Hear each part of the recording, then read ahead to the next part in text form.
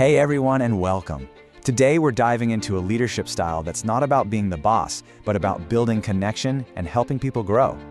It's a really powerful way to lead, and it's all built on one simple but often overlooked idea: appreciation.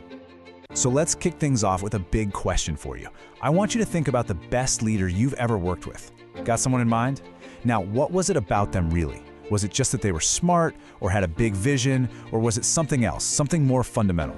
What's that one thing that separates the okay leaders from the truly great ones? Well, it turns out the answer, according to the material we're digging into today, is both super simple and incredibly powerful. It all boils down to this: a great leader has to genuinely, and I mean genuinely, appreciate what their people bring to the table. This isn't just some fluffy, nice-to-have thing. It's absolutely essential. Okay, so if appreciation is the secret sauce, how do you actually do it? How do you get good at it? Well, let's get into what we can call the art of appreciation, because it really is a skill you can learn and practice. And this is the really crucial part. We're not just talking about the vague idea of being nice to people. We're talking about a concrete, trainable framework. This is about taking that positive feeling of appreciation and turning it into a consistent leadership behavior that actually gets results. All right, so how does this look in the real world? Let's get practical and talk about appreciation in action, the specific tools leaders can actually start using, like today. This whole philosophy really breaks down into two core practices. On one hand, you've got the more structured approach, which is called appreciative coaching. And on the other, you have the more everyday, in-the-moment practice of appreciative conversation. Let's take a quick look at both. So first up is appreciative coaching. Think of this as the more formal way to help people grow. Instead of your typical performance review that zones in on what someone's doing wrong, this whole approach flips the script. It's all about focusing the conversation on what an employee's strengths are and how we can build on those. It's about guiding, not just grading. And then you've got its more spontaneous cousin, the appreciative conversation. This is the skill of just weaving appreciation into the fabric of your normal day-to-day interactions.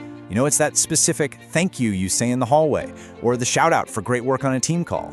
It's acknowledging the sheer effort someone put into a tough project. This is what builds a great culture, one moment at a time. Okay, so we've got the tools, coaching and conversation. But why? What's the point of them?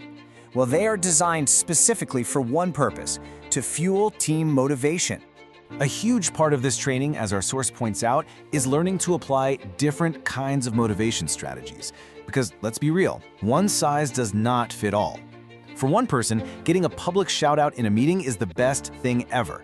But for someone else, that might be their worst nightmare.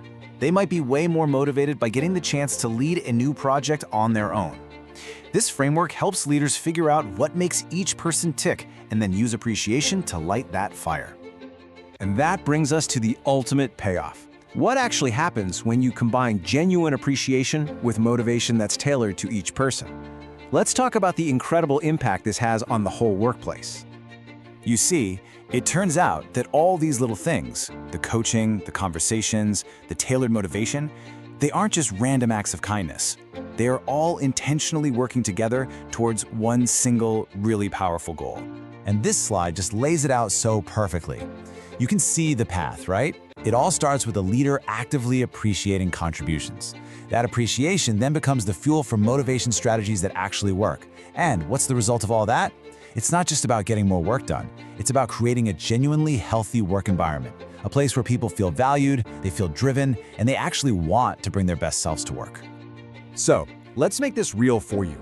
It doesn't matter if you're leading a huge company or you're just part of a small team. The principle is exactly the same. Appreciation is a total catalyst for positive change. So the question I want to leave you with is this: what is one specific act of appreciation you can show someone this week?